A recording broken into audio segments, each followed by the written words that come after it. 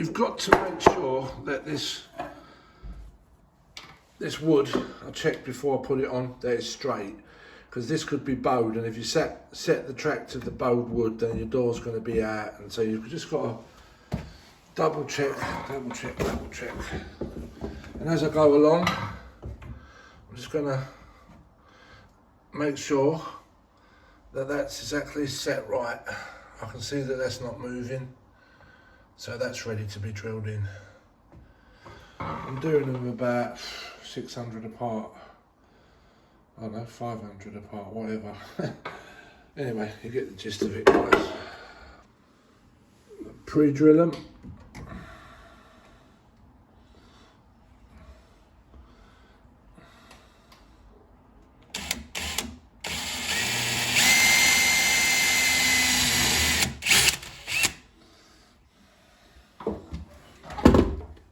Double check the last one, because it's important, this last one.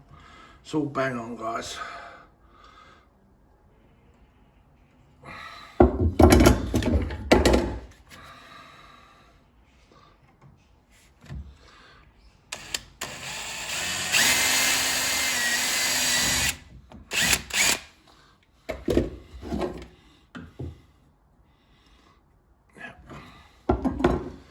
Put a screw in.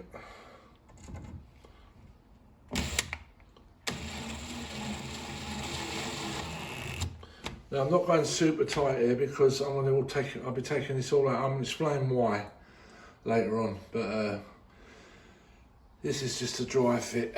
I'm going to get my doors in, and then I'm going to take all this out. I'm going to get everything I need to be done, and then I'm going to do a bit of painting, and then I'm going to do this last one, guys. There we go. There you have it. Bang on. What you've got to do now, guys, is I'm going to measure this next one out, the one that goes behind it, and you butt it right up to this. You literally just butt it right up to it, and you face it the opposite way. So that's running like that, and you make sure the other one's running. You'll see when I do it, guys. But yeah, that's the first one down. It's got like a protective film on this, and I'm leaving it on there for now. And when I take it all back off, I peel it all off, and it'll all be super clean. Because this bottom bit here is varnished, and I want it to stay varnished. Underneath, I'm going to be painting it white. So when I take all this back out, I'll take this out, and then I'm going to paint underneath it and do all my painting and filling. And I figure that way is the best way for me. Right, let's get the next bit measured up and in, hey guys? Right, there you go. So that's what I'm saying about you butt them up. You butt them right up together, like that, exactly like that, guys. All the way. You can't go wrong. So that's my bottom two tracks done. I need to do the top now. And then all you've got to do is cut the doors, and we'll see how we get on with that one. But so far, so good. Like I say, it's got a protective film on it, so I'm not too worried about all this, because I want to protect it just for scratches and stuff. And yeah, when I've fitted the doors and I've got them all in, I'm going to disassemble it all again. Yeah.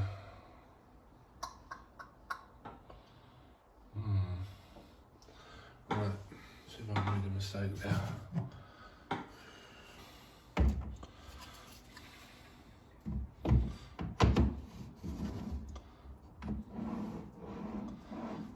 Nice. Nice. Nice and flush. I can see that that's working nice so far, so we're okay, we're on track. Right, you alright guys? Welcome back to the channel. As you can see, I've got all the wardrobes doors hung now. It's all working.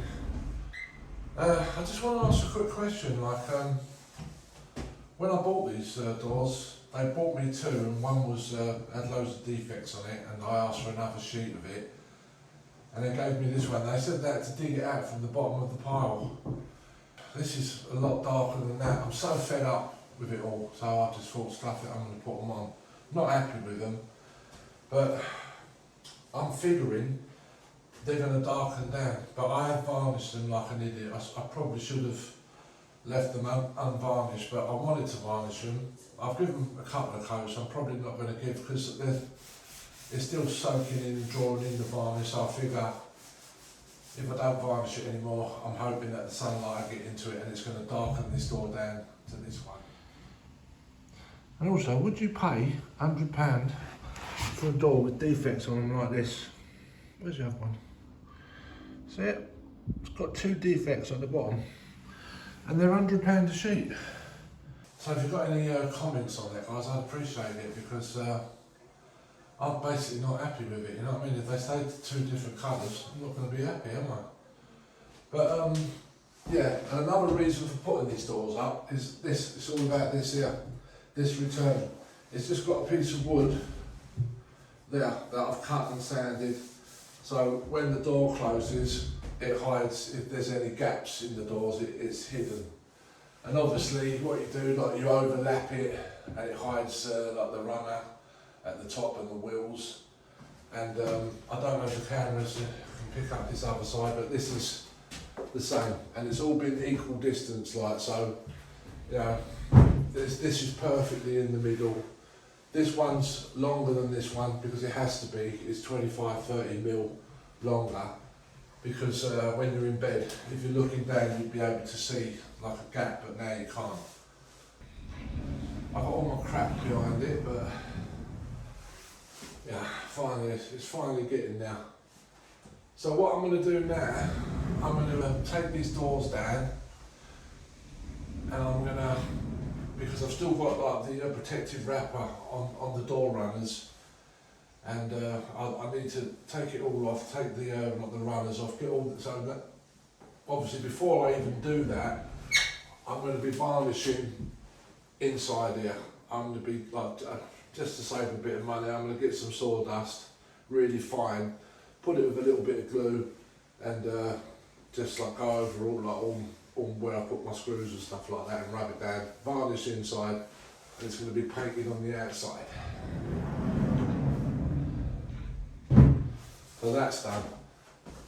So yeah, what I'm going to be doing is, when I paint this, see these here, it's important that like you put like a knotting agent on it all the way around, like any knots there's, I don't know if you can see, but I put the skirting on and I've glued and screwed it on. Actually, I think I nailed it, I glued and nailed it on, and it's gone on all right. I don't know if they're the correct nails, but I used these nails. They seem to have done the job, you know what I mean? Gone through the brick. So yeah, it's just more prep. It's important that you rub down these edges on every part of this wood, like just rub down all the like arises off of it. Every time you varnish doors, just give them a really light rubbing of the sandpaper. Important that you do that as well, and each time you do it, it'll come up nice. But like I say, it's had 2. I'm going to leave it now. Look at that squeaking, what's that? And then when these doors go back on, it's going to be super, everything's going to be painted. Just really carefully put them all back in, I ain't got to worry about it, and it'll all be perfect. Like the runners will be nice and clean, all varnished inside, all painted. And well, as you can see, guys, when this went on, like the wall was slightly out, the wood's bowed, I've done the best I can, but you'll end up with a problem like this, guys. So all I'm going to do now, I'm just going to knock this off about there. I'm going to cut it at an angle, so it's going to look like this.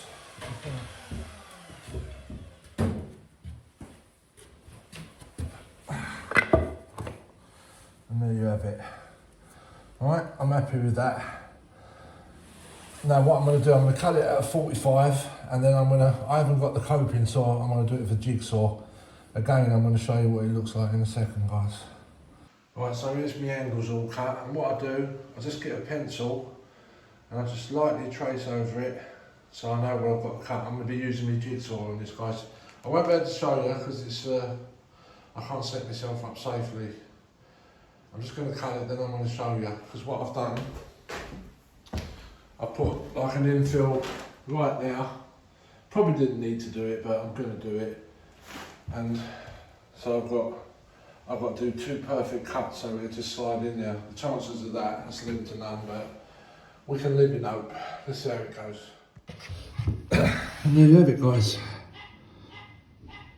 2 okay-ish corners. It's pretty good actually. Yeah.